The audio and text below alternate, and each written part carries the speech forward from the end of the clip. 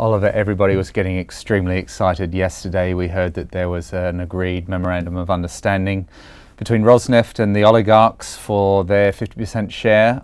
We then heard later that the CEO of Rosneft was in town to finally talk to BP. Speculation galore. Was he just offering for the 50% that BP owned? Is he after the lot? What do we know differently today? So what we know is that Rosneft has tabled a bid for BP's stake in TNK-BP, its 50% stake. They haven't said exactly what the details are. We think the offer is that BP will get between $15 and $20 billion in cash and a 10 to 20% stake in Rosneft. The exact details have yet to be decided on. The two companies are going to discuss it, and hopefully for BP comes some sort of arrangement. Now, it may be that the funding on Rosneft's side ultimately depends on the cash and stock mix for BP.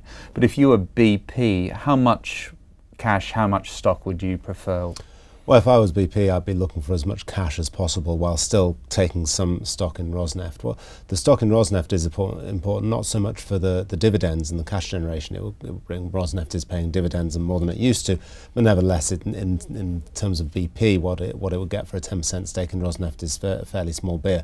What's important about taking the stake in Rosneft is the closeness that would bring with Igor Sechin, the chief executive, who's very well connected with the Kremlin, and through that route, access to very interesting exploration acreage in the Russian Arctic.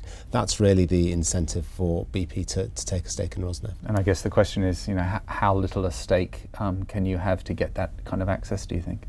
Well, it's difficult to say. I'm sure a 10% stake would do it. I don't see any difference in having a 10% stake and a 20% stake.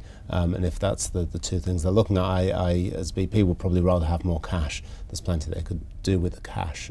Certainly there's more funding to come for the Gulf of Mexico disaster. So far, BP has set aside $38 billion and it's raised $38 billion through disposal, so that levels off at the moment.